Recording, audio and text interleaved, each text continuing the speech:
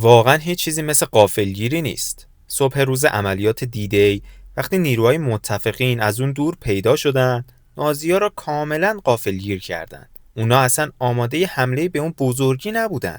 حداقل نه اونجا. طبق گزارش‌های اطلاعاتی، آلمانی‌ها فکر می‌کردن حمله حدود 150 مایل اونورتر، یعنی توی کاله اتفاق میفته. برای همین بیشتر نیروهاشون رو برده بودن اونجا که همونجا رو ازش دفاع کنن. یعنی نازی‌ها داشتن از یه ساحل عملاً خالی دفاع می‌کردن، در حالی که متفقین ریختن توی نورماندی و آخرش هم جنگ رو بردن. نازی‌ها سر کار رفته بودن و بخش بزرگی از این حقم برمیگرده به یک نفر. یه مرد از توی خونه خودش نازی‌ها رو مثل حرفه‌ای‌ها میپیچون. اون بهشون اطلاعات میداد که درست بود، ولی به درد هیچی نمیخورد. همین باعث شد هی دنبال نخود سیاه برن و تهش هم همین اشتباهات کار دستشون داد و جنگ رو باختن. جالب‌تر این که این آدم اصلا تجربه جاسوسی نداشت، ولی با یه کاریزما و خلاقیت عجیب تونست اعتماد هیتلر رو جلب کنه و همزمان تبدیل بشه به بهترین جاسوس بریتانیا. قبل از اینکه جنگ جهانی دوم شروع بشه، اسپانیا خودش درگیر یه جنگ داخلی بود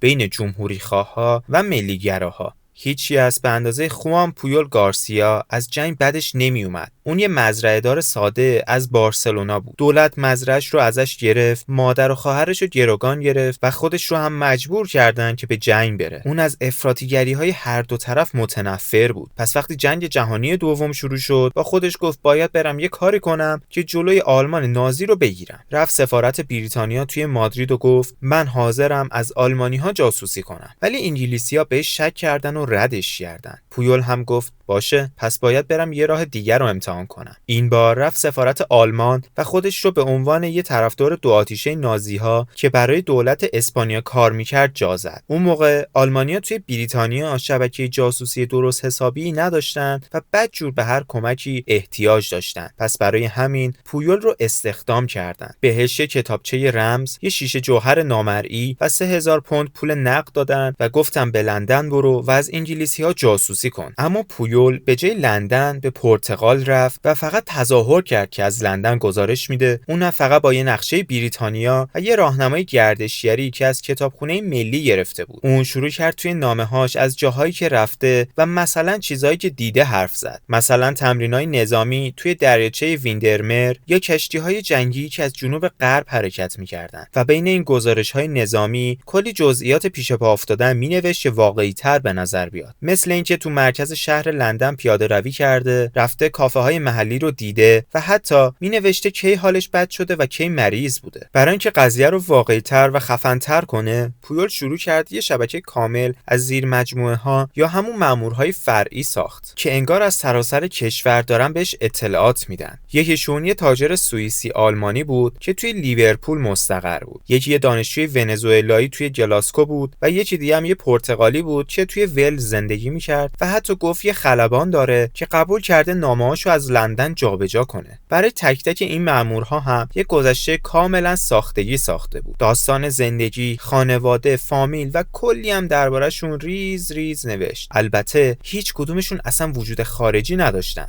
ولی نکتهش این بود اگه آلمانی‌ها یه جا گیر میدادن یا شک می‌کردن، میشد تقصیر رو گردن همین مامورای قلابی انداخت، چون اونا بودن که اطلاعات رو مثلا به غلط داده بودن. نامه‌هاش اونقدر طولانی و پر جزئیات بود که آلمانی‌ها کم کم باورشون شد. حتی ماهی $500 هم براش میفرستادن که خرج شبکه مامورهاش کنه، که به پول امروز میشه چیزی حدود $11,000. ولی این فقط اول راه بود. تا اینجا آلمانی‌ها از کار پویول خوششون اومده بود و برای همین شروع کردن اطلاعات دقیق‌تر خواستن و اینجا بود که داستان جالب‌تر هم شد. توی سومین نامه پویول این گزارش رو برای آلمان فرستاد. یک کاروان با 18 تا کشتی 28 مارس از بندر لیورپول راه افتاد و مقصدشون جزیره مالتاست. خودش همه چی از صفر ساخته بود، ولی از شانس عجیب غریبش همین حوالی واقعا یه سری ناو جنگی نزدیک همون زمان از لیورپول حرکت کرده بودند. اما قبل از اینکه نامه به دست آلمانی‌ها برسه، سرویس اطلاعاتی بریتانیا یعنی MI5 نامه رو گیر انداخت و یهو رفت تو حالت وحشت. MI5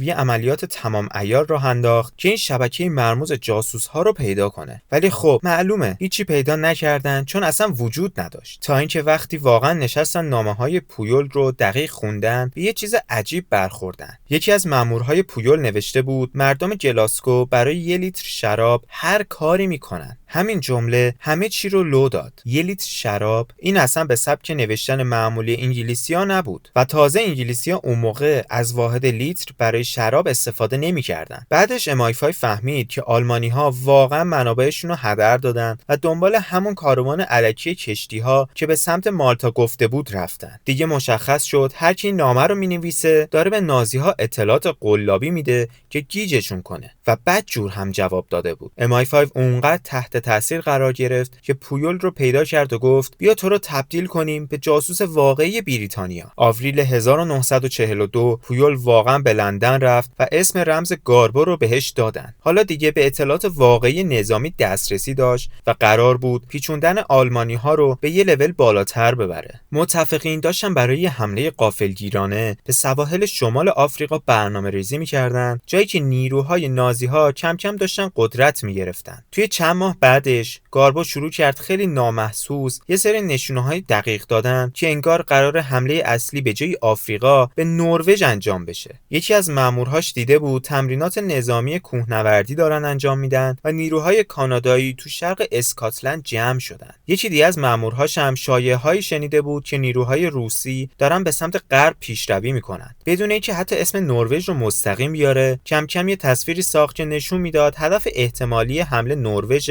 و توجه‌ها رو کاملا از آفریقا منحرف کرد. حتی خود هیتلر هم خیلی نگران این حمله شده بود و در نهایت 100,000 نیرو رو جابجا کرد تا از مرزهای نروژ محافظت کنند. حرکت بعدی گاربو واقعا شاهکار بود. با اینکه قرار بود حمله به آفریقا 8 نوامبر انجام بشه، گاربو یه نامه دیگه برای آلمانی‌ها هم نوشت. این بار توش دقیقاً توضیح داده بود که متفقین قراره چطور حمله رو اجرا کنن. تاریخ نامه رو زده بود 1 نوامبر، اما عمدن یه هفته نگهش داشت و نفرستادش. نامه نهایتاً 9 نوامبر رسید دست آلمانی‌ها، ولی دیگه خیلی دیر شده بود. یه روز قبلش نیروهای متفقین با بیش از 100,000 سرباز به سواحل شمال آفریقا حمله کرده بودند. نامه همه جزئیات حمله رو درست گفته بود، ولی دیگه فایده‌ای نداشت. با این حال آلمانی‌ها از کار گاربو شگفت زده شده بودن و جواب دادن متاسفیم که دیر به دستمون رسید، ولی گزارش آخرت واقعا فوق‌العاده بود. توی چند ماه بعد تعداد مامورهاش به 27 جاسوس رسید. طبیعتاً همه اینا باید حقوق بگیرن. تا آخر سال 1943 آلمانی‌ها ماهی بیش از $100,000 به گاربو پول میدادن تا شبکه‌اش رو تامین مالی کنه. اونقدر از اطلاعاتی که میداد راضی بودن که حتی دیگه تو بریتانیا جاسوس جدید استخدام نکردن. حالا که دیگه شبکه کامل راه افتاده بود، وقت شاهکار نهایی گاربو رسیده بود، یعنی روز عملیات دی-دی. پیاده سازی نیروها در عملیات دی-دی در نورماندی قرار بود بزرگترین حمله دریایی تاریخ باشه. بیشتر از 2 میلیون سرباز از 12 کشور مختلف با بیش از 100,000 وسیله نقلیه قرار بود همزمان وارد عملیات بشن. همچین عملیاتی بدون که آلمانی‌ها حتی بو ببرن واقعا یه چالش عظیم بود، اما بریتانیا بهترین آدم ممکن رو برای این کار داشت. برای اینکه اطلاعات مثل دفعه قبل دیر نرسه، آلمانی‌ها به گاربو گفتن که از این به بعد پیام‌هاشو به جای نامه با کد مورس رمزنگاری شده بفرسته. گاربو اول پیامشو به زبان اسپانیایی مینوشت و بعد اون رو به گروه‌های 5 حرفی تقسیم می‌کرد. بعد با استفاده از یه جدول کد هر حرف رو تغییر میداد تا پیام به هم ریخته بشه. بعد به اپراتور اون متن به هم ریخته رو میداد تا تبدیل به کد مورس کنه و از طریق رادیو برای آلمانی‌ها بفرسته. حالا که گاربو میتونست اطلاعات خیلی بیشتری رو بفرسته، شروع کرد بذر تردید کاشتن. تردیدی که باعث شد عملیات دی-دی به یک موفقیت عظیم برسه. یکی از مامورهای گاربو که توی متروی لندن کار میکرد ادعا کرده بود تونل ها دارن به سمت جنوب شرقی گسترش پیدا میکنن و مهمات دارن از داخل تونل ها جابجا میشن. یکی دیگه از مامورها دیده بود کاروان های نیروهای کانادایی دارن به سمت ساوثهمپتون میرسن. خود گاربو هم شروع کرد به ساختن یه ارتش خیالی از سربازهای آمریکایی و گزارش میداد که تعداد زیادی از اونها دارن تو جنوب شرق انگلستان جمع میشن. همه این نشونه ها به یک حمله عظیم به سمت کاله اشاره اشاره می‌کرد، یعنی نزدیکترین نقطه فرانسه به انگلستان. برای اینکه دروغ‌های گاربو واقعی‌تر به نظر بیان، بریتانیایی‌ها شروع کردن به کاشتن شواهد واقعی جعلی توی جنوب شرق انگلستان. باندهای فرودگاه تقلبی وسط زمین‌های کشاورزی درست کردن و هواپیماهای چوبی توخالی کنارشون گذاشتن. هواپیماهای آلمانی شروع کردن این مکان‌های تقلبی رو بمبارون کردن و این یعنی نقشه داشت به شدت جواب میداد. یه انبار عظیم نفت کاملا تقلبی ساختن و عکس‌های بازدید شاه جورج از اون محل رو توی روزنامه‌های محلی چاپ کردن. با دکورهای سینمایی هالیوودی، قایق‌های معمولی رو تبدیل به ناوهای جنگی عظیم کردن و تانک‌های بادی رو همه جا گذاشتن. در واقع یه ارتش کاملا تقلبی از سرباز، وسیله نقلیه و تجهیزات ساخته بودند که توجه آلمانی‌ها رو کامل از آماده‌سازی واقعی برای حمله به نورماندی منحرف کنند. هدف این بود که آلمانی‌ها باور کنند حمله نورماندی فقط یه تومه است و حمله اصلی و خیلی بزرگتر قراره توی کاله اتفاق بیفته. و جالبتر از همه این که بریتانیایی‌ها یه مکالمه محرمانه بین هیتلر و سفیر ژاپن رو شنود کردند که توش هیتلر گفته بود حمله اول فقط یه فریبه، حمله واقعی قراره جای دیگه‌ای انجام بشه. تا اینجای کار کاملا مشخص بود پیام‌های گاربو دیگه مستقیم روی میز هیتلر میشینه و اون واقعا همشون رو باور میکنه. هر وقت گاربو از جابجایی نیروها توی جنوب شرق انگلستان خبر میداد، نازی‌ها میومدن روی نقشه‌شون و همه چیز رو جابجا میکردن و در نهایت یه تصمیم خیلی مهم گرفتن. صدها هزار سرباز رو برای دفاع از کاله فرستادن و دیگه خبری از ارتش عظیم آلمان توی نورماندی نبود. 5 ژوئن یعنی یک روز قبل از عملیات دی با اینکه اپراتورهای رادیویی آلمان معمولا ساعت 11:30 شب کارشون رو تموم می‌کردن، گاربو اصرار کرد که امشب باید ساعت 3 صبح منتظر یه پیام بمونن. قرار بود یک خبر خیلی مهم از یکی از مامورهای فرعیش بهش برسه. ساعت 3 صبح گاربو گزارش داد که به سربازها کیسه استفراغ و جیره غذایی دادن. این فقط یه معنی داشت: حمله قرار همین الان شروع بشه. اما ساعت‌ها گذشت و هیچ واکنشی از طرف آلمانی‌ها نیومد، چون آلمانی‌ها رفته بودن و خوابیده بودن. نیروهای متفقین ساعت 6:30 صبح به صورت کاملا مخفیانه به نورماندی رسیدن و تعدادشون بیش از 3 برابر آلمانی‌ها بود. اون روز یک عملیات خیلی خشن اتفاق افتاد، اما متفقین تونستن ورود خودشون به فرانسه رو تثبیت کنن و تو 6 هفته بعدش مدام سرباز و خودرو و تجهیزات رو از طریق ساحل نورماندی وارد خاک فرانسه کنن. نکته عجیب این بود که نازی‌ها باز هم نیرو به نورماندی نفرستادن. حتی برعکسش، نیروهای بیشتری رو برای دفاع از کاله فرستادن و در انتظار حمله دومی بودن که هیچ وقت قرار نبود اتفاق بیفته. تک تک نامه‌ها، تک تک جزئیات، تک تک اون دروغ‌ها و حتی حقیقت‌ها همش آلمانی‌ها رو کاملا گیج کرده بود و همین باعث شد متفقین بتونن اروپا رو پس بگیرن و جنگ رو ببرن. با اینکه آلمانی‌ها شکست خوردن، هیتلر اونقدر از پیام‌های گاربو تحت تاثیر قرار گرفته بود که بهش مدال صلیب آهنین رو داد. همزمان با اون هم بریتانیا بهش نشان OBE داد و این باعث شد گاربو تنها آدمی توی تاریخ باشه که از هر دو طرف یک جنگ مدال گرفته. بعد از جنگ پویول میترسید که نازی‌ها دنبالش بگردن، پس مرگ خودش رو جعل کرد و به ونزوئلا مهاجرت کرد و همینطوری ناپدید شد. جالب اینجاست که کل این داستان شاید هیچ وقت گفته نمیشد اگر یه نویسنده لندنی به اسم نایجل وست نبود. اون تصمیم گرفت گاربو رو پیدا کنه. رفت یه دفترچه تلفن بارسلونا رو گیر آورد و به تک تک آدم‌هایی که اسمشون خوان پویول گارسیا بود زنگ زد که تعدادشون هم کم نبود. آخرش یکی از برادرزاده‌های گاربو تلفن رو برداشت و کمکش کرد که با خود گاربو ارتباط بگیره. 40 سال گذشته بود، اما بعد از کلی صحبت و قانع کردن گاربو قبول کرد به اروپا برگرده و از نورماندی بازدید کنه و تازه اونجا فهمید چند میلیون جون انسان رو تونسته نجات بده. خب